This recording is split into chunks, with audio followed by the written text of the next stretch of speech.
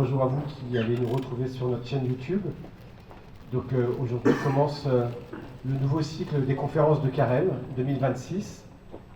En 2001, il y avait eu le premier cycle de conférences qui avait été animé par chaque évêque d'Île-de-France. C'était pour l'inauguration de la maison. Et donc depuis 25 ans, nous avons assuré ces conférences de Carême, même pendant les périodes du Covid. Et alors 25 ans, pour l'Église, c'est une année jubilaire. Et dans la Bible, les années jubilaires sont des occasions de remettre les dettes, de libérer les prisonniers, de remettre un peu les compteurs à zéro. Et ce qui nous a conduit à choisir comme thème pour cette année le pardon. Le pardon, un défi, et qui va être décliné chaque jeudi de Carême ici à partir de 12h45, 12h50, puis retransmis chaque jeudi donc à 18h sur notre chaîne YouTube. Alors, quelle porte d'entrée sinon celle des Écritures. Et donc nous avons sollicité pour aujourd'hui sœur Sophie Ramon. Vous êtes professeure à l'Institut catholique de Paris, mais je crois que Anne, qui organise l'ensemble de ces conférences pour la maison, parce que moi j'apparais et je raconte mes trucs, mais derrière c'est qu'il y a toute une équipe, surtout portée par Anne de Chaise-Martin.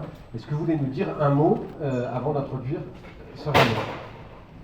Un tout petit mot comme d'habitude, mais Hugues Morel-Darleux a déjà dit ce que je voulais dire, donc c'est pas grave. En tout cas, moi je vous présente sœur Sophie Ramon, qui est religieuse de l'Assomption, professeure d'exégèse biblique à l'Institut catholique de Paris, directrice de l'école des langues et civilisations de l'Orient ancien. Ah, ça c'est périmé, ça. C'est périmé. Oui. Bon, alors c'est pas grave, mais vous l'avez été. Je l'ai été, voilà. Voilà, et je voulais juste dire effectivement, quoi de mieux pour entrer dans le pardon, d'ouvrir la grande porte qui est celle de la Bible et d'être à l'écoute de la parole de Dieu. C'est ce que va nous proposer sœur Sophie Ramon. Et je signale juste, nous avons des tas de livres sur le pardon qui vous sont proposés, et pour aujourd'hui particulièrement, un livre écrit par Sophie Ramon qui nous fait entrer dans la poésie des psaumes, donc voilà, à l'écoute de la parole de Dieu pour notre carême, pourquoi pas. Merci. Merci beaucoup, merci pour l'invitation, merci d'être là. Je vais avoir de la concurrence. Non, c'est fini. Donc, ce que je vous propose, c'est effectivement un petit parcours dans la Bible sur la question du pardon. Et alors, je vais le faire surtout à partir de textes de l'Ancien Testament. C'est ma spécialité, mais c'est pas la seule raison et pas la première raison. C'est que, en fait, contrairement à ce qu'on peut croire, ce sont des textes qui nous parlent beaucoup du pardon. Alors, voilà, comme le carême, c'est aussi le temps pour se laisser déplacer, pour se laisser un peu dérouter, voir un peu d'autres choses, je vais vous proposer ce parcours. Alors, on va aller à la rencontre de quelques figures bibliques du pardon, et puis on verra comment les textes nous parlent du pardon de Dieu.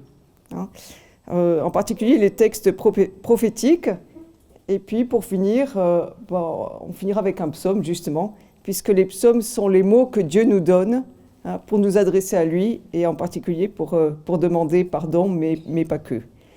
Alors le titre, c'est « Le pardon à vue divine », parce que le pardon à vue humaine, ça semble une entreprise bien impossible, n'est-ce pas ? Donc on va aller voir qu'est-ce que les textes, les textes de l'Ancien Testament qui souvent ne sont pas des injonctions, ou des lois, ou des commandements, contrairement à l'idée qu'on peut en avoir quelquefois. Ces textes nous ouvrent des voies pour apprendre le pardon. C'est ce que je voudrais vous montrer aujourd'hui et vous montrer comment il nous parle du pardon de Dieu. Ça va ? Alors, on va commencer, enfin pour l'instant ça va quoi. On va commencer avec quelques figures bibliques du pardon. Les récits de l'Ancien Testament, donc, notamment les récits des origines, ce qu'on trouve au commencement de l'Ancien Testament, dans le livre de la Genèse, ils ont pour fil narratif la question de la fraternité. Ils nous parlent beaucoup de la fraternité, des relations interpersonnelles, et ces relations, elles sont souvent malmenées, blessées. Si vous vous rappelez l'histoire de Caïn et Abel, ça commence mal, avec les deux frères, et ce fil conducteur, donc, il va traverser tous les textes des origines, tous les textes de la Genèse. Mais il y a deux personnages qui peuvent nous parler de la question du pardon. Un, parce qu'il a eu à se faire pardonner, et l'autre parce qu'il a eu à pardonner. Donc il y a celui qui se fait pardonner, il y a celui qui est pardonné. Ce sont un père et un fils, c'est-à-dire Jacob et Joseph.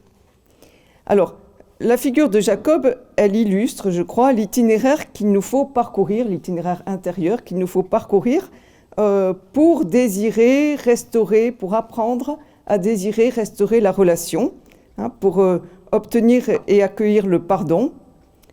Et la figure de Joseph, donc son fils, elle nous offre un itinéraire, elle nous propose l'itinéraire que doit parcourir quelqu'un qui a été offensé, quelqu'un qui a été blessé, pour pouvoir accorder le pardon et, en accordant le pardon, délivrer l'avenir du poids douloureux du passé.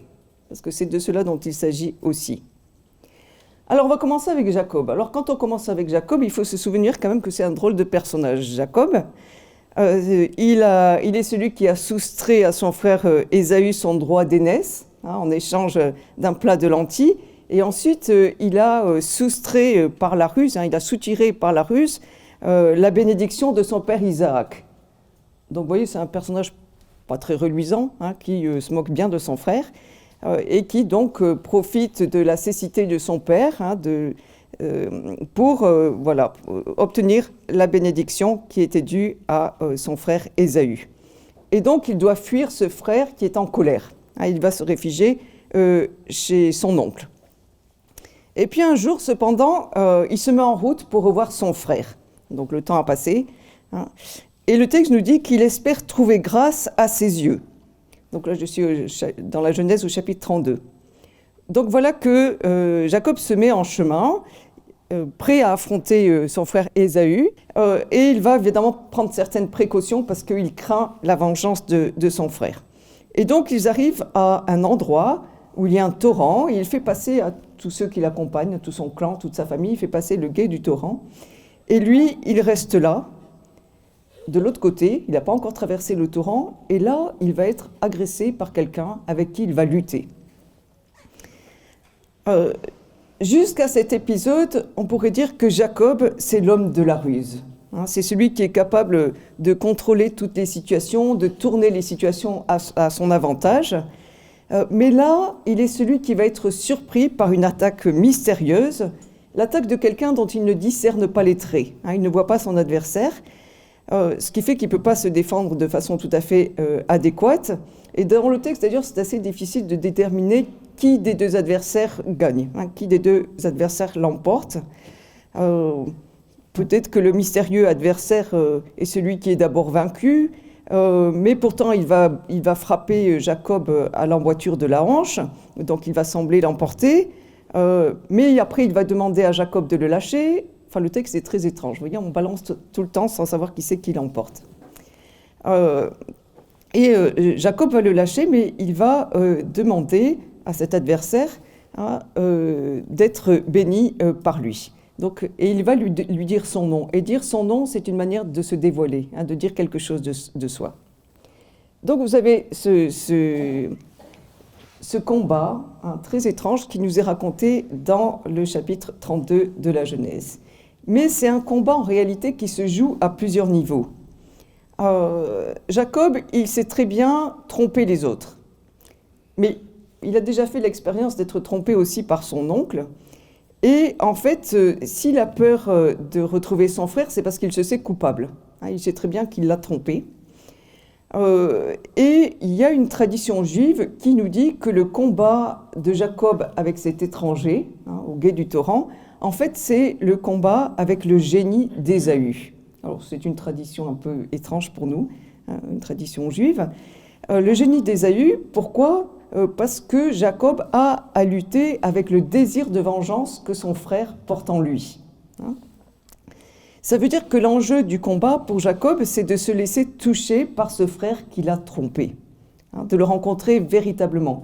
Ça veut dire que l'enjeu du combat, dans cette tradition, c'est d'apprendre la fraternité, de retrouver la fraternité. Évidemment, c'est le deuxième niveau, le combat que Jacob mène, c'est un combat contre lui-même. Pourquoi ? Parce que, je disais, c'est l'homme de la ruse. C'est toujours celui qui trompe les autres, et son frère en particulier. Et pourtant, le texte nous dit que l'adversaire va le blesser à la courbe du fémur ou au creux de la cuisse, ça dépend des traductions, ça n'a pas beaucoup d'importance. En tout cas, il est blessé et il va demeurer boiteux, il va boiter toute sa vie. Et le creux de la cuisse ou le col du fémur, en fait, c'est le lieu de la parole donnée, du serment. Alors on le sait d'un texte de la Genèse qui concerne Abraham, c'est au chapitre 24, où Abraham envoie son serviteur pour chercher une épouse pour son fils, et il lui dit « Mais je te prie ta main sous ma cuisse ». Et pourquoi il lui fait faire ça? Pour lui faire jurer de ne pas prendre une femme étrangère pour son fils. Donc vous voyez, c'est un geste, comme une sorte de geste symbolique qui dit « je m'engage ». Je m'engage à respecter ce que tu me demandes. En fait, quand l'adversaire blesse Jacob à cet endroit-là, le col du fémur ou le creux de la cuisse, il le blesse précisément dans cette zone d'ombre qui est celle de Jacob. Parce que Jacob, c'est celui qui ment, c'est celui qui ruse, c'est celui qui trompe. Donc Jacob, il est touché à l'endroit même de la parole bafouée, à l'endroit même du mensonge, à l'endroit même de ce qui est la source pour lui du péché. Ça veut dire que l'adversaire, il met le doigt sur ce qui est abîmé en Jacob. Et Jacob, il va être à la fin du récit béni, mais il va garder cette blessure. Il va garder cette blessure qui est la marque de ce qui est sa zone d'ombre. Cette zone d'ombre qu'il lui faut assumer et pour laquelle il doit demander pardon. Et puis évidemment, troisième niveau, celui avec qui Jacob combat, c'est Dieu lui-même, comme la fin du récit nous le révèle. Alors c'est à la fois blessé et béni que Jacob peut rencontrer ce frère de qui il veut désormais être proche. Et la suite de l'histoire nous dit que contre toute attente, Ésaü va courir à la rencontre de Jacob, il va se jeter à son cou, il va l'embrasser, et alors Jacob va pour une fois prononcer une parole sincère, il va dire « J'ai vu ta face comme on voit la face de Dieu et tu m'as été favorable ». J'ai vu ta face comme on voit la face de Dieu et tu m'as été favorable. Jacob reconnaît dans ce frère quelqu'un qui lui pardonne. Et du coup, il voit une épiphanie du visage de Dieu. Il reconnaît que Ésaü, il pardonne comme Dieu lui a pardonné. C'est comme si son frère, c'était une icône du visage de Dieu. Et du coup, il va à ce frère qu'il a privé de la bénédiction paternelle, il va offrir, dit le texte, un don de bénédiction. Un don de bénédiction qui est aussi une grâce de Dieu.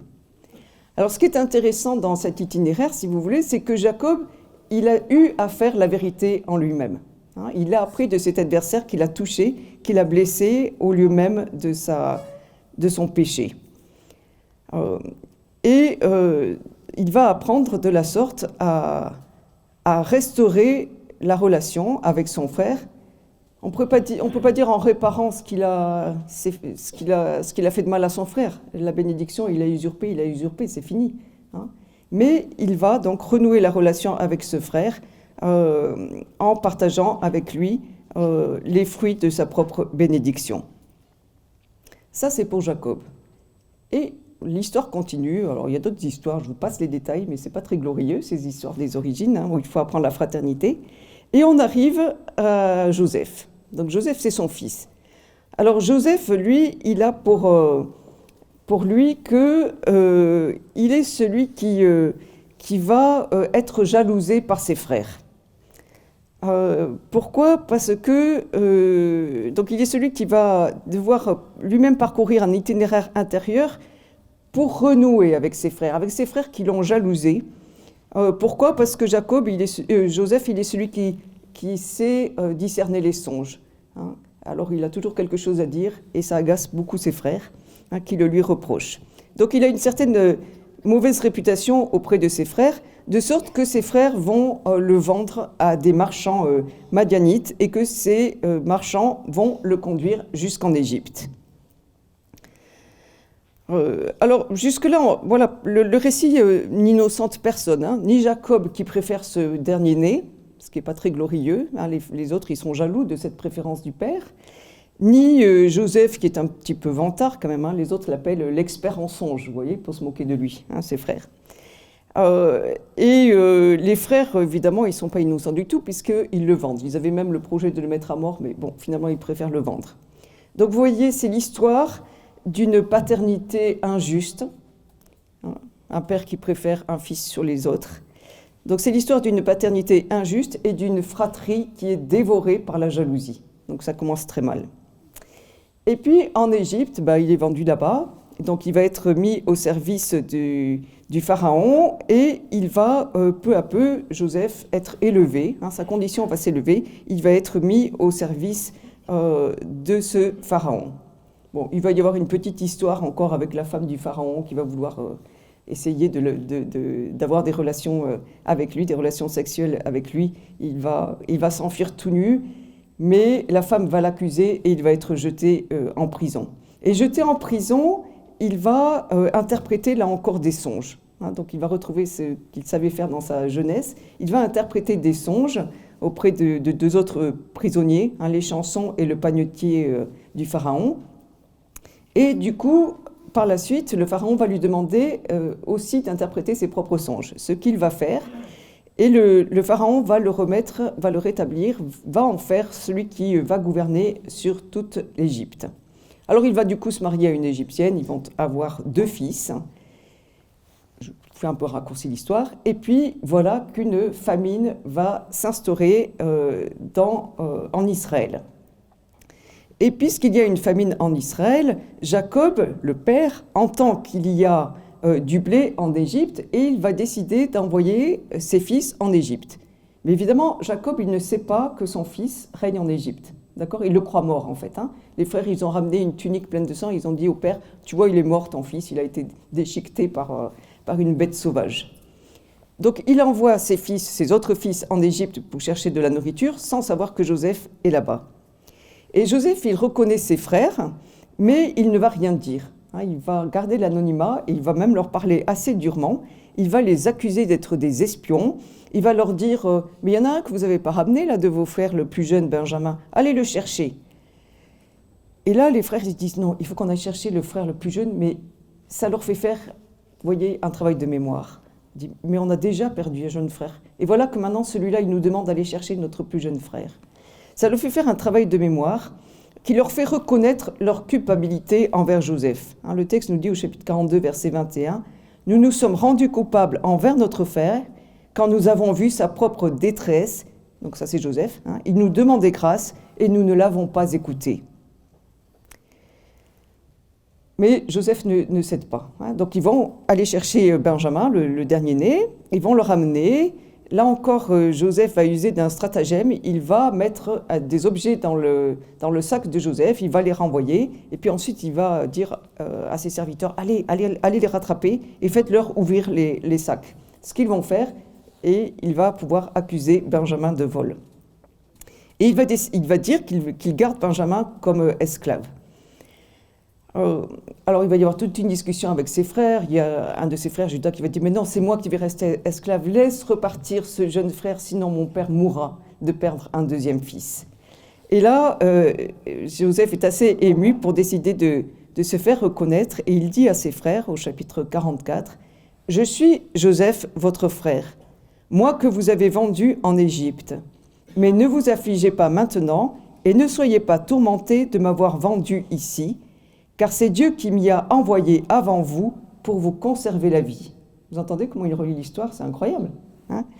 C'est Dieu qui m'a envoyé avant vous pour vous conserver la vie.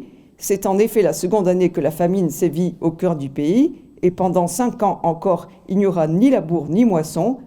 Dieu m'a envoyé devant vous pour vous constituer des réserves de nourriture dans le pays, vous permettre de vivre, et à beaucoup d'entre vous d'en réchapper. Ce n'est donc pas vous qui m'avez envoyé ici, mais Dieu. Il relie l'histoire comme ça. Alors, vous voyez comment ce Joseph, qui a traversé bien des épreuves, bien des dépouillements, les a traversés sans en être brisé, ou en tout cas en faisant preuve de résilience. Et il fait donc rejouer le passé à ses frères. Il fait se remémorer le passé à ses frères, ce qui les conduit à relire les événements et à reconnaître leur propre culpabilité, de sorte qu'ensuite Joseph peut leur pardonner ce passé. La force d'âme de Joseph, elle tient au fait qu'il nomme l'irréparable dans l'histoire. Il y a de l'irréparable dans son histoire. Avoir été vendu par ses frères, avoir été réduit en esclavage, c'est irréparable, n'est-ce pas? C'est quelque chose qui va le marquer à vie. Mais en même temps, il convoque ses frères donc à faire la vérité, et ce faisant, il leur permet d'être délivrés de ce douloureux passé. Il permet de renouer la relation sur un mode nouveau. Il rend possible, si vous voulez, un avenir de paix. Ça va jusque-là? Oui?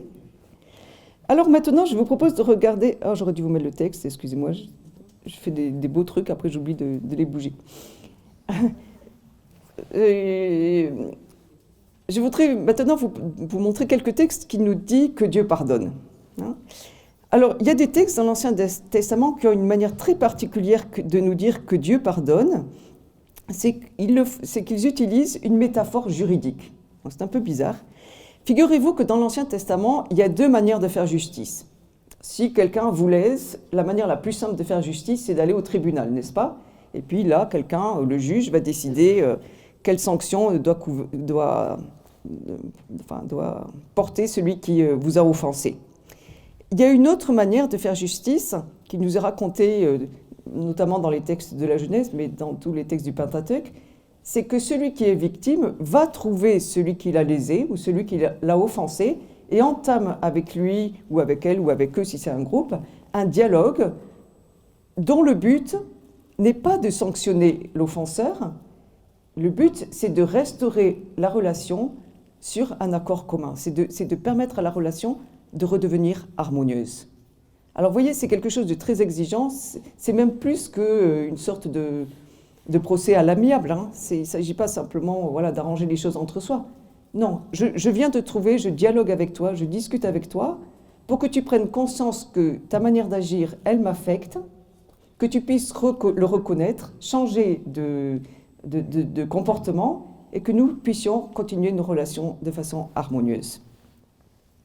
Alors, il faut qu'il y ait un dialogue pour que ça fonctionne, évidemment, parce que s'il n'y a pas de dialogue, personne ne peut faire... S'il n'y a pas de dialogue, on ne peut pas faire ensemble la vérité sur cette relation abîmée et la restaurer. Alors, cette manière de faire, elle est utilisée pour dire les relations de Dieu avec son peuple. Et ça, particulièrement dans les textes des prophètes. Par exemple, le texte de Osée, au chapitre 4, « Écoutez la parole du Seigneur Dieu, fils d'Israël, le Seigneur est en controverse, en procès, avec les habitants du pays, car il n'y a ni sincérité, ni amour du prochain, ni connaissance de Dieu dans le pays. Imprécations, tromperies, meurtres, rapts, adultères se multiplient, le sang versé succède au sang versé. Aussi le pays est-il désolé, et tous ses habitants s'étiolent en même temps que les bêtes des champs et les oiseaux du ciel, et même les poissons de la mer disparaîtront.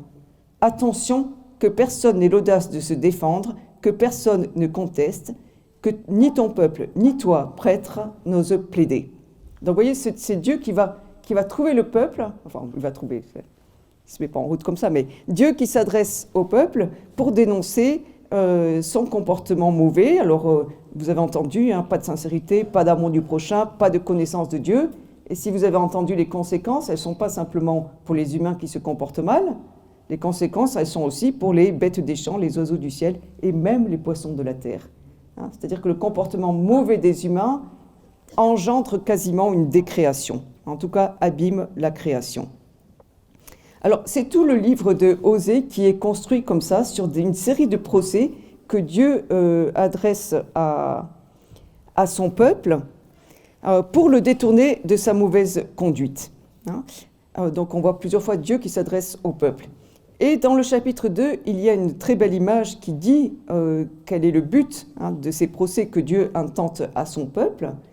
Il nous y est dit au chapitre 2 que la vallée d'Accord, ou la vallée de malheur, va devenir une porte d'espérance. Alors, c'est quoi la vallée d'Accord? La vallée d'Accord, c'est une vallée qu'ont traversé les Hébreux pour entrer dans la terre promise. Et là, dans cette vallée, il y a eu un guerrier, Akan, qui a été lapidé pour avoir désobéi à la parole de Dieu. Donc vous voyez, c'est une vallée qui porte un malheur, dans laquelle il y a eu un malheur, quelqu'un a été mis à mort pour avoir désobéi. Mais le prophète Osée nous dit, cette vallée de malheur, cette vallée de Accord, cette vallée de malheur, elle va devenir une porte d'espérance.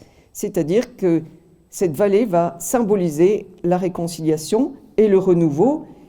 Et la réconciliation et le renouveau, Osée l'exprime en termes de fiançailles. Je te fiancerai à moi pour toujours. Je te fiancerai à moi par la justice et le droit, l'amour et la miséricorde. Je te fiancerai à moi par la fidélité et tu connaîtras le Seigneur. Donc Dieu, oui c'est beau, Dieu dit à son peuple, voilà, on va recommencer les relations depuis le début, comme un jeune homme qui rencontre une jeune femme, qui se fiance. Et vous avez entendu, il dit, on va se fiancer par la justice et le droit, donc ça c'est le côté justice, mais aussi par l'amour et la miséricorde. Justice et miséricorde de Dieu qui sont articulés les uns aux autres. Voilà, donc on a beaucoup de textes qui nous disent ainsi comment Dieu s'adresse à son peuple. Vous avez encore ce fameux texte de Michée. J'ai cru entendre tout à l'heure que vous avez lu le texte de Michée. Écoutez donc ce que dit le Seigneur. Debout, engage un procès devant les montagnes, que les collines entendent ta voix. Écoutez, montagne, le procès du Seigneur, et vous, inébranlable fondement de la terre. Donc là, Dieu convoque les témoins, comme c'est Dieu, les témoins, c'est les éléments du cosmos. Pour Dieu, on ne peut pas moins quand même. Et puis qu'est-ce qu'il dit ? Voici le procès du Seigneur avec son peuple. Avec Israël, il entre en débat, en dialogue. Mon peuple, que t'ai-je fait ? Et entendez aussi la souffrance de Dieu. Mon Dieu, que t'ai-je fait ? En quoi t'ai-je fatigué ? Réponds-moi. Là, il va énumérer tout ce qu'il a fait, tout ce que lui, Dieu, a fait de bien pour son peuple. En te faisant monter du pays d'Égypte, en te rachetant de la maison de servitude, donc ça c'est la sortie d'Égypte, en t'envoyant comme guide Moïse, Aaron et Myriam, le séjour dans le désert. Mon peuple, rappelle-toi donc ce que tramait Balak, roi de Moab, ce que répondit Balaam, fils de Béor. Ça c'est un roi étranger qui envoie un prétendu devin pour maudire Israël, puis en fait le devin Balaam va finir par bénir Israël. Le passage de Chittim à Gilgal, ça c'est une autre entrée dans la terre promise. Bref, et tu connaîtras alors les victoires du Seigneur. Et puis là, le peuple dit, mais le peuple a un petit soupçon sur le pardon que Dieu veut lui accorder. Alors il dit, avec quoi me présenter devant le Seigneur, m'incliner devant le Dieu de là-haut ? Me présenterai-je devant lui avec des holocaustes, avec des veaux d'un an ? Le Seigneur voudra-t-il des milliers de béliers, des quantités de torrents d'huile ? Donnerai-je mon premier-né pour prix de ma révolte ? Et l'enfant de ma chair pour mon propre péché ? Vous avez entendu le crescendo ? Ça va jusqu'à donner son premier-né, comme si le peuple disait « Mais ça va te suffire tout ça pour me pardonner ?» Pas sûr. C'est un peuple qui est pas très sûr que Dieu est vraiment désireux de lui donner son pardon. Et Dieu lui répond « On t'a fait connaître, ô homme, ce qui est bien, ce que le Seigneur exige de toi, rien d'autre que respecter le droit, aimer la miséricorde, vous voyez, justice et miséricorde, et t'appliquer à marcher avec ton Dieu. » Voilà, t'appliquer à marcher avec ton Dieu. Voilà ce que Dieu nous propose, marcher avec lui, donc dans la justice et la miséricorde. Alors vous voyez, quand Dieu entre comme ça en dialogue avec son peuple, ça a l'air un peu sévère, parce qu'il l'accuse, mais ce qui est visé, c'est bien de rétablir la situation. Et ça, c'est très explicite dans un magnifique texte d'Isaïe, qui dit au chapitre 1, « Venez et discutons, dit le Seigneur. » Vous voyez, c'est sympathique. Allez, venez, on va discuter. Venez, discutons, dit le Seigneur. Du coup, j'ai perdu ma ligne. Voilà. Si vos péchés sont comme l'écarlate, ils deviendront blancs comme la neige. S'ils sont rouges comme le vermillon, ils deviendront comme de la laine. Donc c'est Dieu qui entre en dialogue avec nous, qui bien sûr fait la vérité sur notre propre péché, qui le dénonce. Mais le résultat, ce qui est attendu, ce qu'il espère, c'est que les péchés deviendront blancs comme la neige, comme de la laine. Donc en fait, le propos de Dieu, les paroles de Dieu, sont une offre de réconciliation, de dialogue et de réconciliation. Et voyez, c'est un Dieu qui ne veut pas nous enfermer dans le passé, même si notre passé n'est pas très glorieux. C'est un Dieu qui veut nous ouvrir un avenir. Et il le fait donc en invitant le peuple à faire la vérité sur son passé, sur son comportement un peu injuste, hein, de sorte que l'avenir soit délivré de ce poids du péché. Alors ça nous dit une chose qui est très très importante, c'est que le pardon divin, il est antérieur à toute attente. Il est premier. Dieu nous offre toujours son pardon. Mais évidemment, ça appelle une réponse, parce que le pardon que Dieu veut nous donner, il demande à être reçu, à être accepté. Alors quand Dieu s'adresse comme ça à son peuple pour dénoncer son péché, pour l'inviter à faire la vérité en lui, le peuple il a la liberté de répondre, de reconnaître son péché, ou bien de persister dans sa mauvaise conduite. Et s'il le reconnaît, eh bien donc il est pardonné. Ça veut dire que le pardon, si vous voulez, c'est un acte originaire, déjà concédé par Dieu et qui attend d'être reçu. C'est ce qui est premier. Alors, dans le miroir du pardon qui est ainsi offert d'entrée de jeu, eh bien, nous pouvons découvrir à la fois l'ampleur quelquefois de notre mal et la possibilité de recommencer une vie nouvelle qui ne soit pas accablée par le remords. C'est peut-être à ça aussi que nous appelle le Christ, n'est-ce pas, quand il nous dit dans l'évangile de Luc au chapitre 17, « Si ton frère vient à pécher, réprimande-le, et s'il se repent, remets-lui. » On va discuter avec ton frère, s'il t'a fait quelque chose de mal. Et s'il se repent, remets-lui, pardonne-lui. Et si cette fois le jour il pêche contre toi, et que cette fois il revient à toi en disant « je me repens », tu lui remettras. Vous voyez, Dieu qui nous invite à entrer dans ses manières d'être et d'agir. Et c'est exigeant quand même. 7 fois par jour, tu iras trouver ton frère, et s'il se repent, tu lui pardonnes. Hannah Arendt dit une chose qui me semble très intéressante. Elle dit, ou elle écrit, « Le pardon est la seule réaction qui ne se borne pas à réagir. » Parce que quand on est blessé, souvent on réagit. Quelqu'un vous agresse verbalement, vous répondez aussi agressivement. Souvent nous réagissons. Alors elle dit, le pardon est la seule réaction qui ne se borne pas à réagir, mais qui agit de façon nouvelle et inattendue, non conditionnée par l'acte qui l'a provoqué, et qui par conséquent libère des conséquences de l'acte mauvais subi, à la fois celui qui pardonne et celui qui est pardonné. C'est fort, hein ? Le pardon, c'est l'acte le plus libre, parce que on ne se contente pas de réagir à l'agression qui nous est faite. Et du coup, ça libère des conséquences de l'acte, à la fois celui qui pardonne et à la fois celui qui est pardonné. Ça permet de revenir, d'entamer une relation renouvelée. Ça ouvre l'avenir, si vous voulez. C'est ce que dit encore Paul Ricoeur.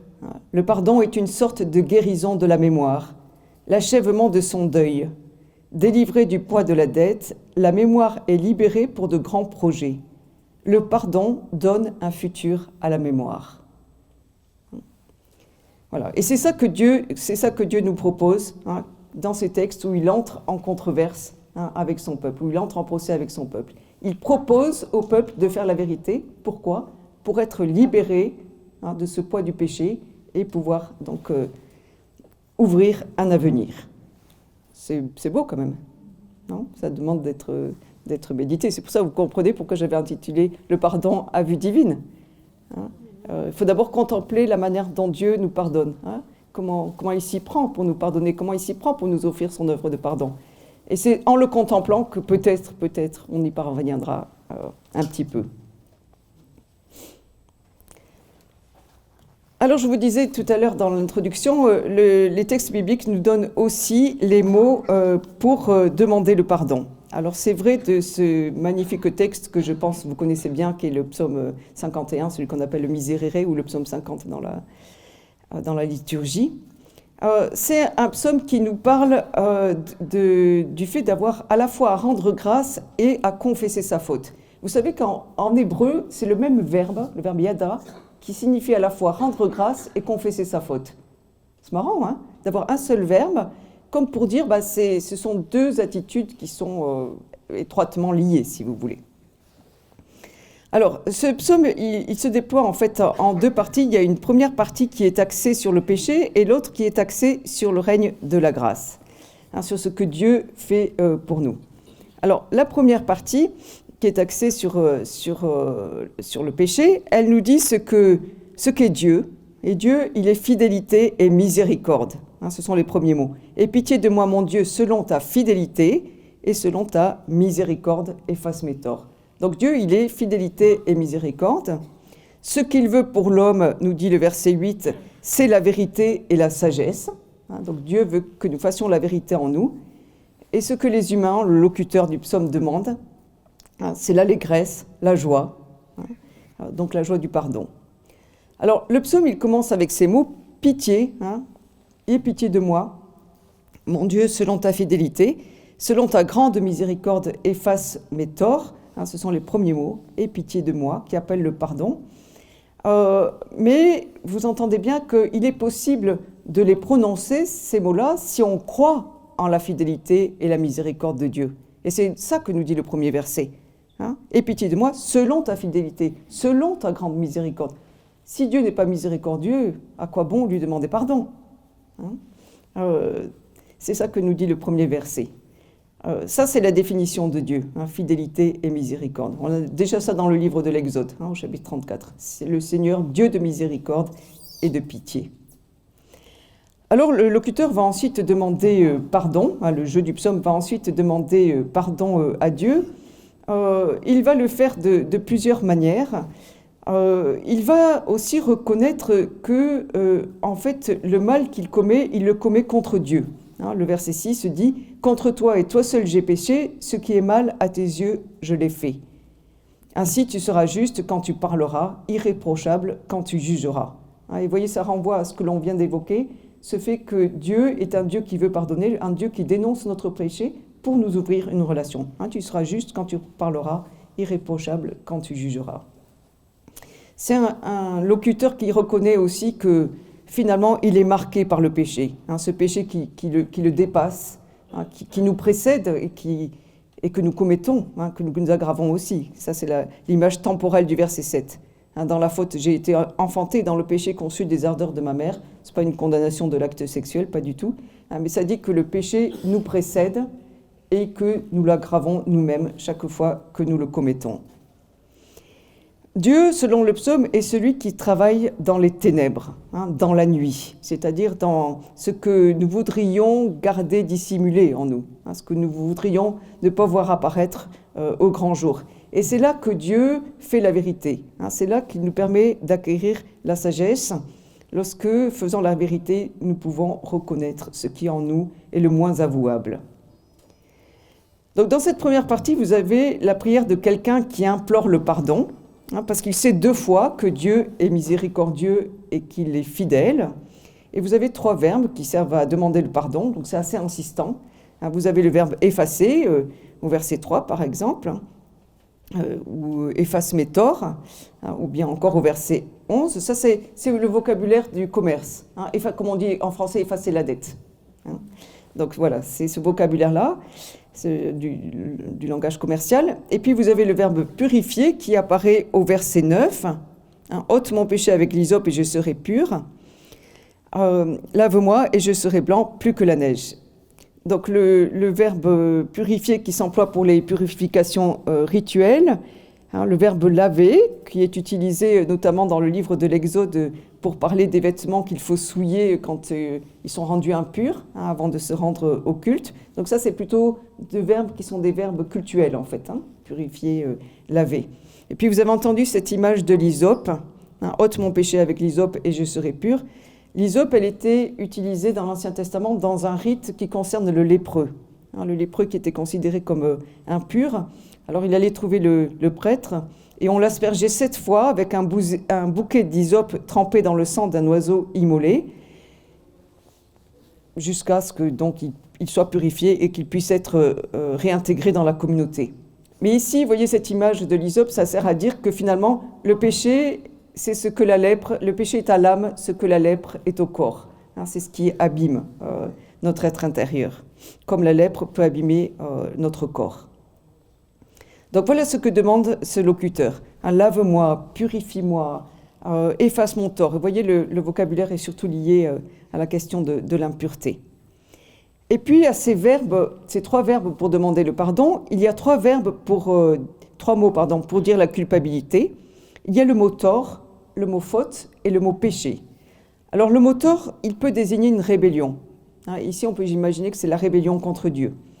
Et puis, il y a le mot faute qui dit ce qui est pervers, ce qui est tordu, ce qui se détourne du bon chemin.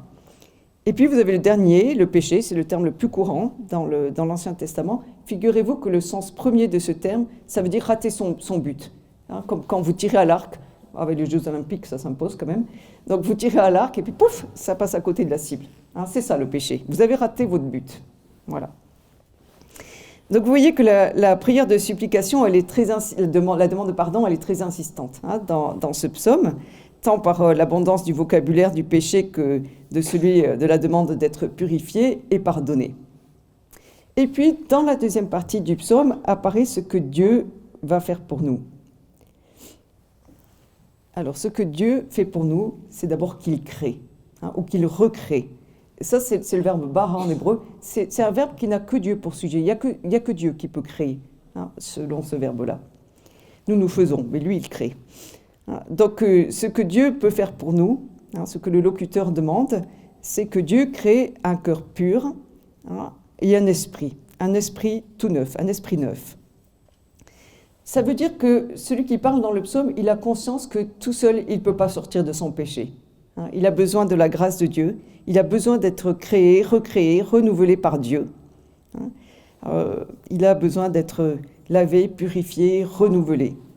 3 fois, vous avez dans cette deuxième partie du psaume la demande que le souffle ou l'esprit, parce qu'au fond c'est le même mot en hébreu, c'est le mot roar, vous savez c'est l'esprit de la Genèse, mais c'est aussi, c'est le souffle, roar de la Genèse, mais c'est aussi l'esprit. C'est le souffle qui nous anime, c'est la vie.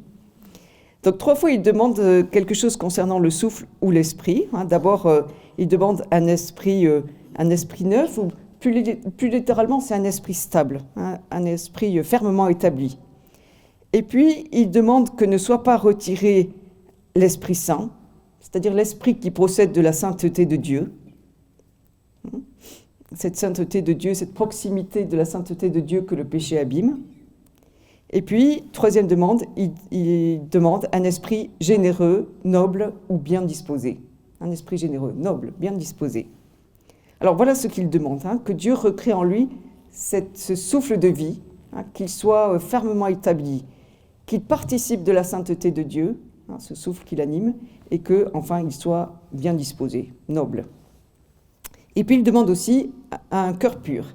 Alors vous voyez, cœur, c'est pas l'affection, dans les textes de l'Ancien Testament, c'est pas d'abord l'affection. L'esprit et le cœur, c'est le siège de la raison, le siège de la vitalité, le siège des décisions. Donc la demande d'un cœur pur, c'est encore une fois la demande d'un lieu intérieur en nous, ce lieu des décisions, que ce lieu des décisions en nous soit vraiment ajusté à la sainteté de Dieu. Et puis le locuteur qui demande comme ça à Dieu d'être pardonné, eh bien il dit aussi à Dieu que l'expérience qu'il va faire, il pourra la partager avec d'autres. Il y a souvent ça dans les psaumes, cette idée que l'expérience que nous faisons de Dieu, on ne peut pas la garder pour soi, il faut pouvoir la partager avec d'autres. Alors il dit « J'enseignerai ton chemin aux coupables, les pécheurs reviendront vers toi ». Et voyez ce désir du psalmiste, moi l'expérience du pardon que je vais faire, il faut que je la communique à mes frères et sœurs pour que eux aussi, c'est le but, ils puissent revenir à toi. Et vous voyez, c'est toujours une question de relation. Pour qu'ils puissent revenir à toi, pour qu'ils puissent être en relation avec toi. Il y a beaucoup de vocabulaire de la parole dans ce texte-là. Le locuteur, il va parler pour dire son expérience et la communiquer à d'autres. Et puis, vous avez peut-être encore un verset qu'on peut citer de ce psaume-là, qui nous dit ce qui est important dans la relation à Dieu, verset 19. Le sacrifice voulu par Dieu, c'est un esprit brisé. Tu ne rejettes pas un cœur brisé et broyé. Alors, ça ne veut pas dire que Dieu aime la souffrance. Ça, c'est pas vrai. Il vaut mieux ne pas souffrir, c'est quand même mieux. Mais ce que Dieu veut et ce qu'il demande de nous, c'est cette conscience que nous avons besoin de son aide pour accéder à ce règne de la grâce. Alors, je signale juste en passant que si vous lisez les psaumes 50, 51 l'un après l'autre, ou bien, donc ça c'est dans la Bible, si vous prenez le psautier liturgique, il y a une petite différence de numérotation, mais c'est pas grave. Si vous prenez le psautier liturgique 49-50, en fait, vous verrez dans le premier psaume, dont je n'ai pas parlé aujourd'hui, mais que Dieu s'adresse à son peuple pour dénoncer son péché, hein, exactement comme les textes prophétiques qu'on a entendus. Et puis là, vous aurez lu à la suite, hein, le psaume 51 qu'on vient d'invoquer, c'est finalement la réponse du peuple. Hein. Dieu dit, quand même, ça ne va pas très bien ton comportement. La réponse du peuple, pitié pour moi, Seigneur. Hein. Donc voilà ce que je voulais vous dire aujourd'hui, c'est que les textes bibliques nous révèlent que Dieu ne cesse de proposer son offre de pardon. Hein. Alors évidemment, cette révélation, hein, de Dieu, de ce qu'est Dieu, elle apparaît de façon éminente sur la croix, hein, lorsque Jésus demande à son Père de pardonner aux hommes. Et la croix, elle est violence. Hein, elle est violence faite à Jésus, mais elle est aussi le signe que cette violence peut être vaincue. Hein, la figure de Jésus, Jésus dans son humanité, hein, nous dit que cette violence que nous subissons, elle peut être vaincue. Et que nous devons la prendre en le contemplant, hein, et en demandant la grâce de Dieu, parce que nous, tout seuls, on va pas y arriver. Alors les textes bibliques ils nous enseignent aussi qu'il n'y a pas de violence qui ne puisse être évangélisée, mais pour cela, hein, la condition, c'est que nous reconnaissions le mal en nous et que nous demandions le pardon, que nous demandions la grâce de Dieu. Ainsi, il nous est possible d'aimer, hein, de l'amour que nous avons reçu, mais voilà, c'est un processus qui implique que nous acceptions de démasquer le mal en nous, que nous recevions le pardon de Dieu et que, à notre tour, eh bien, nous ayons le courage de pardonner comme il pardonne. Voilà. Merci de votre écoute.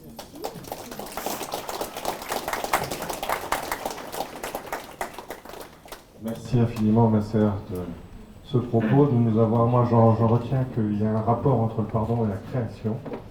Je vous poserai peut-être une question tout à l'heure, mais on va d'abord prendre d'autres questions. Nous avons un quart d'heure pour prendre quelques questions. Donc n'hésitez pas, j'ai un micro qui est là pour ça. Alors c'est toujours la première question. La première question qui est la plus difficile. Qui se lance ?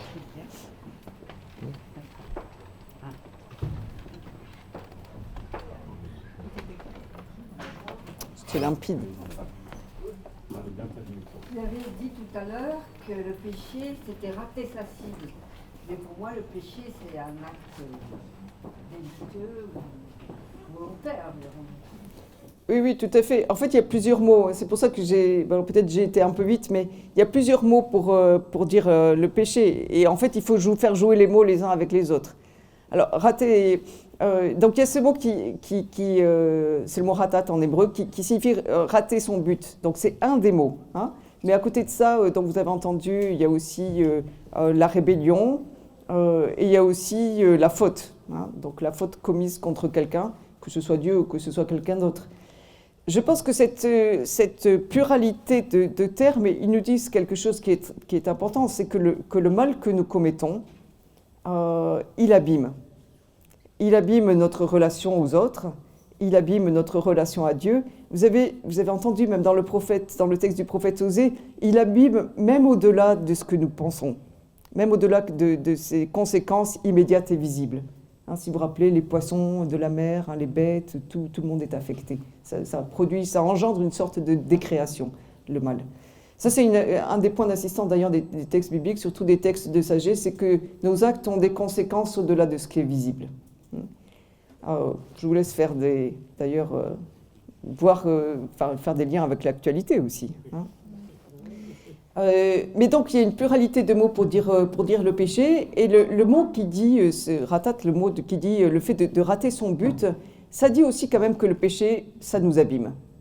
Hein. Et c'est parce que on pourrait se dire, mais c'est quoi, peut-être à chacun de réfléchir, c'est quoi mon but? Où est-ce que je suis bien ajusté? Hein. Et puis ça se dit d'abord dans la relation à Dieu. Hein, lorsque je suis sous ce regard miséricordieux de Dieu, lorsque je sais que j'ai affaire à un Dieu qui est fidélité et miséricorde, comme nous dit le psaume. Donc quand je pêche, quand je commets le mal volontairement évidemment, quand je pêche, eh bien je rate mon but dans ce sens-là. Je m'abîme moi aussi, si vous voulez. J'abîme ce qui est le plus beau en moi. Cette imago Dei que je suis, cette image de Dieu que je suis, ben, je l'abîme quand je pêche. Donc en fait, il faut faire jouer les mots les uns avec les autres. Voilà, c'est ça peut-être qu'on pourrait dire. Peut-être la cible, c'est peut-être soi-même. Oui, oui, tout à fait. Autre question. Il y a Oui, monsieur. n'y a-t-il pas une sourde hérésie en ce sens que Dieu faisant la démarche de pardonner, la première démarche, on a presque l'impression que certaines personnes, même beaucoup de personnes, pensent que c'est pas la peine de demander pardon tout de suite, qu'on peut attendre, continuer de pécher. Enfin, je provoque à dessein. On peut continuer de pécher jusqu'à la fin, il va nous pardonner. Oui, alors c'est pas ce que j'ai voulu dire, hein, évidemment. Sinon, vous allez me mettre au bûcher, là, je vais mal finir. Donc, c'est pas ce que j'ai voulu dire. Ce que je veux dire, c'est que ce qui est premier, ce qui est l'être de Dieu, c'est le pardon. Mais c'est pour ça que j'ai dit aussi que le pardon appelle une réponse. Et vous l'expérimentez dans les relations humaines, n'est-ce pas? Si vous avez un pardon à demander ou des excuses à présenter, si l'autre n'en veut pas, ben, vous restez comme un idiot. Il n'est pas reçu. Voilà. Donc en fait, le pardon, alors ça c'est la première réponse, le pardon appelle une réponse. Il demande à être reçu, bah, sinon il est perdu. Ça, c'est la première chose. La deuxième chose, vous voyez, ces textes prophétiques qui sont un peu sévères d'ailleurs, hein, mais qui nous disent ce Dieu qui est en procès avec son peuple, il ne donne pas son pardon sans avoir dénoncé le péché du peuple. Hein. Et c'est pour ça que les textes prophétiques essaient d'articuler deux choses qui sont difficiles à penser de manière articulée, qui sont la justice de Dieu et la miséricorde. Ça veut dire quoi? Ça veut dire que si Dieu est juste, il doit combattre le mal. Vous êtes d'accord? Sinon, il n'est pas juste. Sinon, le mal, ça n'a pas d'importance pour lui. Et donc, dans les textes vétérotestamentaires, dans les textes prophétiques en particulier, Dieu est juste parce qu'il ne laisse pas le mal impuni. Il ne laisse pas passer le mal comme si de rien n'était. Et en même temps, il est miséricordieux et il pardonne. Et c'est deux choses qui sont difficiles n'est-ce pas, à articuler, hein, la justice et la miséricorde. Et les textes, voilà, et les textes de l'Ancien Testament, mais du Nouveau Testament aussi, pareil d'ailleurs, hein, essaient d'articuler ces deux attributs de Dieu, hein, ces deux manières d'être de Dieu, sa justice et sa miséricorde. Mais il n'y a pas de miséricorde sans justice. Sinon, c'est de l'indifférence. Je vais le dire de manière un peu brutale. Si Dieu ne dénonçait pas le mal, bah, c'est que Dieu se foutrait du mal. Il serait indifférent au mal. Comprenez? Si Dieu je pardonne, et puis... Mais non. Donc les textes bibliques portent bien la trace de cette dénonciation de Dieu, hein, des péchés des humains. Mais dans cette dénonciation, ce qu'ils visent, c'est le pardon. Vous voyez ce que je veux dire? Hein? Pas de sanctionner son peuple, pas de sanctionner tel ou tel individu, mais de lui pardonner de sorte voilà, à pouvoir repartir sur une relation renouvelée. Mais donc il faut tenir les deux. Ça va? Il y a un monsieur là-bas aussi. S'il vous plaît, Oui. vous avez dit que c'est le même verbe qui dit rendre grâce et confesser son péché. Oui, Alors le psaume 31 dit « Je rendrai grâce au Seigneur en confessant mon péché ». oui. Comment vous expliquez cette phrase du psaume « Je rendrai grâce au Seigneur en confessant mon péché » Ben alors là, je ne sais pas comment c'est exprimé du coup en hébreu dans le texte, mais vous voyez bien que les deux mouvements sont corrélés. Rendre grâce et confesser. Je rendrai grâce en confessant. Donc en fait, les psaumes souvent insistent sur cette dimension-là, quelles que soient les expressions qu'ils utilisent, mais ils insistent sur ce fait-là que confesser son péché, c'est rendre grâce à Dieu. Ce sont comme deux mouvements qui sont complémentaires l'un de l'autre, on peut dire les choses comme ça. Pourquoi? Parce que je ne peux confesser mon péché que si je sais que Dieu est miséricordieux, qu'il va me pardonner. Non, c'est comme si... non, si vous avez un enfant qui fait une bêtise, s'il va avouer aux parents, il espère bien quand même que ça va mieux passer. Non Enfin, je caricature un petit peu, mais vous voyez, c'est un peu cette réalité-là que ça dit. Je confesse à Dieu, je reconnais mon propre péché devant Dieu, et c'est une action de grâce parce que c'est une manière de dire, de manifester ma foi en un Dieu qui est miséricordieux. Voilà, je crois que c'est ça le point enfin, ce que nous disent les psaumes.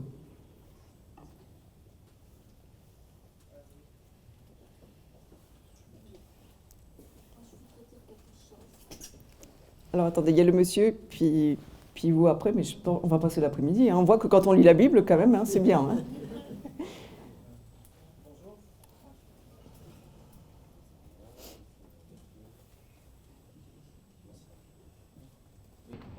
Oui, très bien. Merci beaucoup hein, pour cette présentation.